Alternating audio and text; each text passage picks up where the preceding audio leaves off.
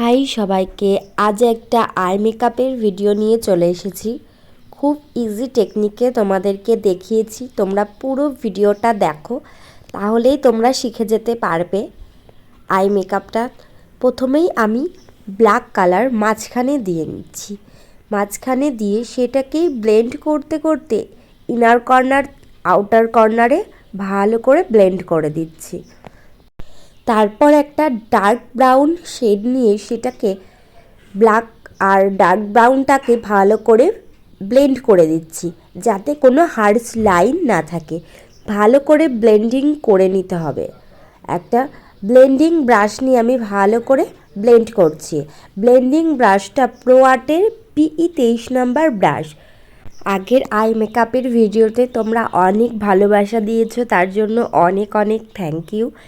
আমার প্রতিটা ভিডিওতেই তোমরা এরকমভাবে সাপোর্ট করো। তারপরে আমি একটা লাইট ব্রাউন কালার নিয়ে ডার্ক ব্রাউনের ওপর দিয়ে অ্যাপ্লাই করছি আর ব্লেন্ড করছি। আমি বেলির সেটের একটা ব্রাশ নিয়ে ব্লেন্ডিং করছি। দেখতেই পাচ্ছ কিভাবে নিচ্ছি আর ব্লেন্ড করছি। আমি অ্যাপ্লাই করছি আর ব্লেন্ডিংটাও করে নিচ্ছি। দুটোই ইকুয়ালি ব্লেন্ডিং করে নিতে হবে, ভালো করে করতে হবে যাতে কোনো হার্শ লাইন না থাকে। তো আমি উপরে একটু হালকা হাইলাইটার দিয়ে নিলাম।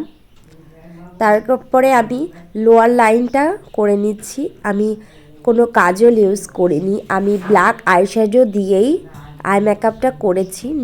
নিচের আই মেকআপটাও করে নিয়েছি।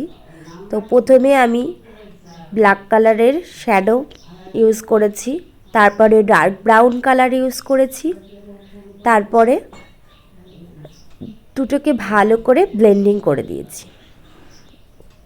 তোমরা দেখতেই পাচ্ছ আমি কিভাবে করছি। আমি বেলির ব্রাশের একটা ব্রাশ নিয়ে বেলির ব্রাশের সেটের একটা ব্রাশ নিয়ে আমি নিচের কাজটা করে নিচ্ছি। তো তারপরে আমি দুটোকে ভালো করে ব্লেন্ড করে দিলাম। তো ব্লেন্ড করে দেওয়ার পরে আমি হালকা করে আইলাইনার পরিয়ে দিয়েছি।